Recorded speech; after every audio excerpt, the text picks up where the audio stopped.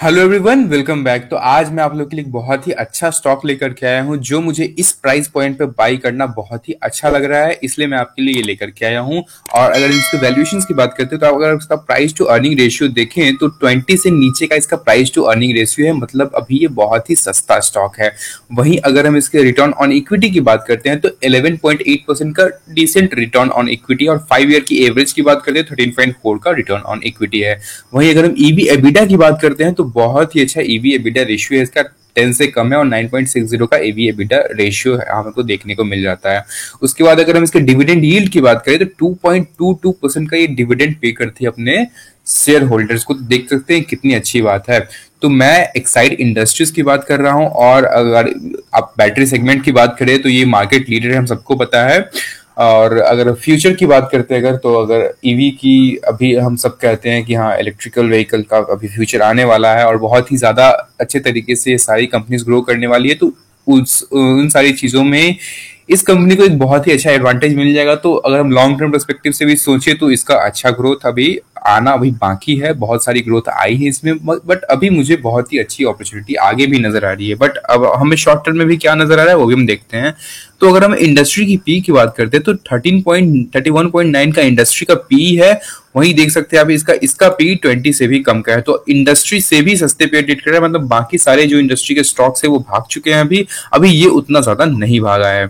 और उसके बाद अगर हम इसके मैं आपको प्रॉफिट एंड लॉस स्टेटमेंट दिखाऊं तो इस फाइनेंशियल ईयर की बात करें तो 810 करोड़ का इसने प्रॉफिट अपने इसने पोस्ट किया है नेट प्रॉफिट के रूप में, ठीक है। वहीं अगर लास्ट ईयर की बात करें तो 777 करोड़ का इसका नेट प्रॉफिट था, और उससे पहले की ईयर की बात करें तो 846 करोड़ का था। तो मतलब अगर आप शुरू से देखें 2010 से, तो मतलब year on year consistent profit growth है। कहीं मतलब कहीं कहीं ज्यादा थोड़ा सा, जैसे यहाँ पे आप देख सकते हैं 2017 में काफी ज्यादा इसकी प्रॉफिट हो गई थी, तो वहां शेयर प्राइस पे भी ये चीजें सारी रिफ्लेक्ट की थी और बहुत अच्छे से शेयर प्राइस वहां पे रैली किया था। बट अभी फिर से वापस से उतने ही अच्छे फिगर्स आना शुरू हो गए, और जैसे ही पैंडेमिक ओवर होगा उसके बाद से हमें और अच्छे प्रॉफिट देखने को मिल सकते हैं। इसके बिजनेस में बहुत ज्यादा अभी ग्रोथ है, पोटेंशियल बहुत ज्यादा है, तो अभी हमें फ्यूचर नियर बाई फ्यूचर में बहुत अच्छा ग्रोथ देखने को मिल सकता है, ठीक है। अगर हम इसके बैलेंस शीट को एनालाइज करें तो देख सकते हैं प्रोमोटर्स का जो पैसा है, जो रिजर्व होता है, वो बढ़ करके 1800 करोड़ से बढ़ करके 7000 करोड़ इस अगर हम इस फाइनेंशियल ईयर की बात करें तो इतना ज्यादा बढ़ करके हो गया। साथ ही साथ अगर हम बोरोइंग्स की बात करते हैं तो इन्होंने अपनी बोरोइंग्स बढ़ाई है, लोन बढ़ाया है। तो वो क्यों बढ़ाया है, आपको एक चीज नजर आ रहा होगा, यहाँ पे फिक्स एसेट्स देख सकते हैं 3248 करोड़ से बढ़ करके 3650 करोड़ का इनका फिक्स्ड एसेट हो गया। तो अपने फिक्स्ड एसेट्स को बढ़ा रही है ताकि अपने ये बिजनेस को एक्सपैंड कर सके और साथ ही साथ ज्यादा रेवेन्यू जनरेट कर सके। इसके लिए अपने फिक्स एसेट्स को भी बढ़ाना होता है, तो वो बिजनेस एक्सपेंशन के लिए सारी चीजें यूज कर रही हैं। और साथ ही साथ अगर हम इसके कंपेयर करें रिजर्व के साथ, अगर बोरोइंग्स कंपेयर करें तो कुछ भी नहीं है। 7000 करोड़ का जहां रिजर्व है वहां 500 करोड़ का बोरोइंग्स कुछ भी नहीं है, तो ये ज्यादा कंसर्निंग चीज नहीं है हमारे लिए। अगर हम इन्वेस्टिंग पॉइंट ऑफ व्यू की बात करते हैं तो उसके शेयर होल्डिंग पैटर्न्स की बात करते हैं तो वो भी इंटैक्ट है। प्रोमोटर्स के पास 46% की शेयर होल्डिंग्स है, बाकी सारे भी स्ट्रॉन्ग हैंड्स में हैं। और पब्लिक के पास अगर बात करते हैं तो 4.32% का जो यहाँ पे शेयर होल्डिंग है वो हैथवे इन्वेस्टमेंट लिमिटेड के पास है। तो यहाँ पर 12% की share holdings almost retail public के पास है, उसमें भी कुछ थोड़े बहुत एचएनआईज होंगे। तो मतलब 10 से 11% की शेयर होल्डिंग आप मान सकते हैं ये रिटेल इन्वेस्टर्स के पास है, तो ये भी ज्यादा कंसर्निंग चीज नहीं है, ठीक है।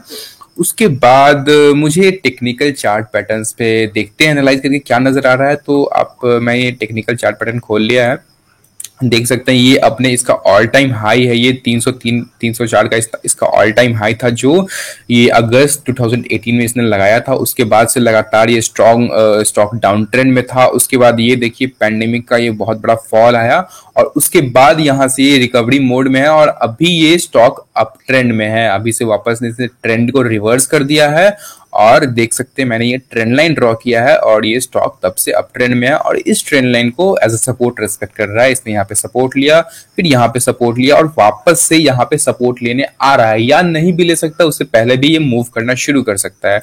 तो मैं अगर ये मैंने देखिए 200 पीरियड मूविंग एवरेज ऑन किया और ये 50 पीरियड, ये ब्लू वाली जो लाइन है ये 50 पीरियड मूविंग एवरेज है और ये जो ये जो आपको येलो लाइन दिख रही है 200 पीरियड मूविंग एवरेज है।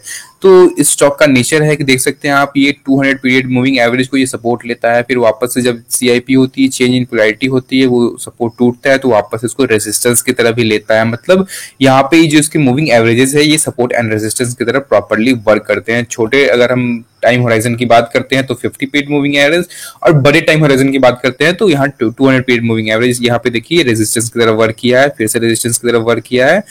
तो ऐसी चीजें यहाँ पे काम करती हैं। तो अगर अभी आप देखें इस केस में अगर हम देखें तो यहाँ पे देख सकते हैं ये 50 पीरियड मूविंग एवरेज भी यहाँ पे है और 200 पीरियड मूविंग एवरेज भी है।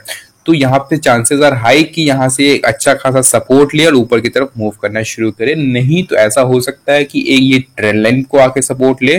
तो जैसा भी हो वो बाकी चीजें हम प्राइस एक्शन से देखेंगे और हम अपनी एंट्री बनाएंगे वहां पे, साथ ही साथ वॉल्यूम्स देखेंगे कैसे बन रहे हैं, तो हम अपनी एंट्री लेंगे। लेकिन अभी अगर हम थोड़े लॉन्ग टर्म पर्सपेक्टिव से बात करते हैं तो इन्वेस्टिंग के लिए स्टॉक बहुत ही अच्छा स्टॉक है, क्योंकि बहुत ही सस्ते वैल्यूएशन पे हमें देखने को मिल रहा है।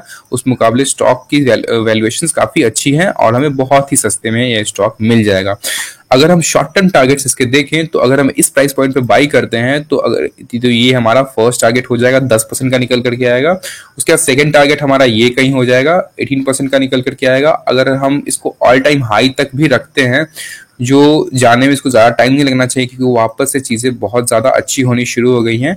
तो अगर हम इसके ऑल टाइम हाई की बात करते हैं इस प्राइस पॉइंट से तो सीधा सीधा यहाँ पे 64% का गेन निकल करके आता है। और जैसे कि इसने ट्रेंड रिवर्स कर दिया है तो अभी ये जाने में ऊपर ज्यादा टाइम नहीं लगेगा। जब भी ये इसको ब्रेक करेगा और यहाँ से ये फिर से वापस सपोर्ट लेके चलना शुरू करेगा तो फिर इसको यहाँ पे एक रेजिस्टेंस फेस करने को मिल सकता है, एक यहाँ पे रेजिस्टेंस फेस करने को मिलेगा, एक यहाँ पे। तो बीच में दो रेजिस्टेंस इसको फेस करने को मिलेगा और बाकी हमारा थर्ड टारगेट सीधा सीधा ये निकल करके आएगा।